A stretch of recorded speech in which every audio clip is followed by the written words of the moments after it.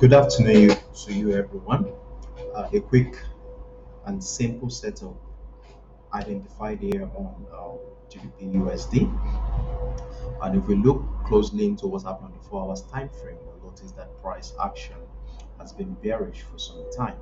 And what we're having at this point is that we're having a significant rejection of this level um, multiple times. And if you look at it closely, you can see as price continue to reject this area. So what does this mean as price continue to reject this area? It means that we might be having a supply zone around this level. So give me a moment. A supply zone around this level. So we place our supply inside the center. Good. So we're having a supply zone around 1.2259 thereabout. So at this point, we need to actually be thinking of selling. One, considering the long-term bearish potential in this market, and secondly, we've identified a supply zone around the 1.259 as we continue to see rejection of that area after price broke below this level. As we can see, we saw rejection here, and when we saw multiple rejection during the course of last week trading session, and thus today it doesn't appear that price wants to break above that area. So what are we going to do at this point? The next thing we need to do here is to identify a key zone that will be a guide for us going into the new week. So with this being said, I would like to move down to a much lower time frame, let's say the 1 hour time frame, where we can actually pull out something as a key level for us. So if we do this, we want to identify a zone or an area where price has at one point been a support and at another point being a resistant level where these two levels meet. So if we look closely into what's happening on the chart right now, um, since last week, we can see that we have somewhere around here as a major key level. That's around 1.257 thereabout. So 1.257 here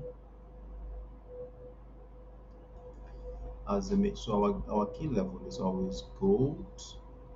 Let's make it gold. And let's make it a little bit thicker and make it a little bit thicker. And then we name it, let's label it 1.257. So key level identified at 1.257, which is also a solid psychological level considering the round figure. Um, let's place it at the top. So good. So we have 1.257. So what does this key level do to us? How important is this key level to us? One, the key level will serve as an area where we want to will be a yardstick that will guide us into the bearish expectation we've already projected on this one. So what we want to do at this point is this. I already placed the pending order. Considering the structure, like I said earlier, the long-term bearish momentum, the supply zone identified around 1.259, considering the multiple rejection of that area by the sellers. I placed the pending order at 1.25607, 1.25549, 25510, and 1.2539, 25408. So we will have our stop loss at around this area. That's around 45, 50 pips thereabouts, if you wouldn't mind. And then we have our take profit at 1.24250. And why is that? The reason why I place my take profit target around this area is because this has been a demand zone at one point in time, and I am of the opinion that it might actually be an avenue for buyers to come in. But pending that time, we'll have to put our take profit target around this area.